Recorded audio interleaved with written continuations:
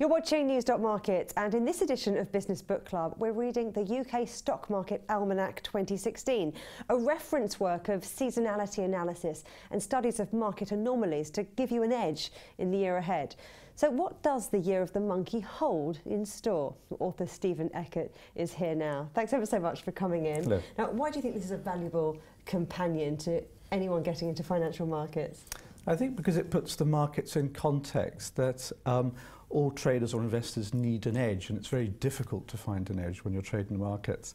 And any edge is valuable, is useful, and the statistical analysis shows that there are seasonality effects and anomalies which shouldn't exist but do persist in the market. And so let's talk about a few of those. And when's the best month to invest in silver, for example? When do you see particular trends in oil? Well, yes, it's rather strange. If you look back in history, there are certain months that are very strong for certain commodities and certain markets, like oil, silver, or the stock market. And really, that shouldn't really exist, but it does seem to happen year after year. In the stock market, for example, December and April are very strong months. And there are weak months you can identify as well. And not just absolutely strong, but also strong relative between markets. So you can see the UK stock market is very strong relative to the S&P 500, the American index, for certain months of the year and weak. Also the FTSE 100 is strong relative to the FTSE 250 in certain months. For example, the first 3 months of the year, the FTSE 250 vastly outperforms the FTSE 100 historically. It shouldn't do, but it does. That's useful to know. That can give a trader an edge.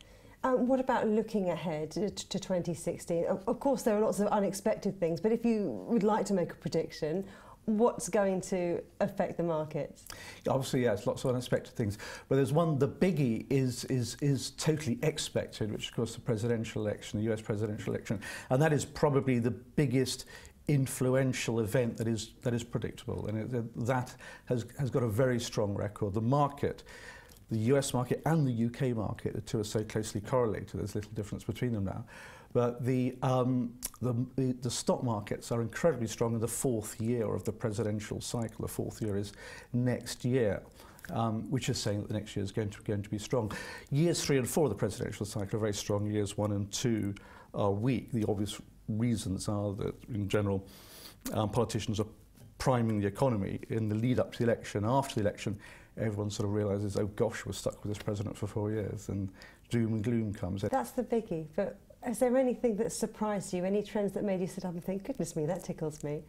There is a funny one, the Chinese calendar effect, of course. You mentioned a little while ago the Year of the Monkey. Now, that is a funny one. The 12 zodiac signs of the Chinese calendar, if you look back over the last 50 years, the market does have a tendency to perform very strongly in certain Chinese zodiac years and badly in other years. Now, as it happens, next year is the Year of the Monkey, and that's a sort of a middling sort of year. So the Chinese zodiac calendar is not really saying anything special for next year. But anyway, it's a funny one. It does exist. So middling for the Year of the Monkey, but things could get exciting with the US election and being in the fourth year of the cycle. Yes, I mean, that is an extraordinary thing. Since the Second World War, there have been 17 US presidential elections. In 14 of those years of the election, markets gone up with an average, I mean, this is a UK market as well, with an average return of 32% in the 1 year, I mean, which is quite extraordinary, really. But anyway, that's what the figures show. Well, lots of trends then to work out for, lots of things to interest investors and maybe give them that edge. Stephen Eckert, it's been a pleasure talking to you. That's Stephen Eckert, author of the Stock Market Almanac 2016.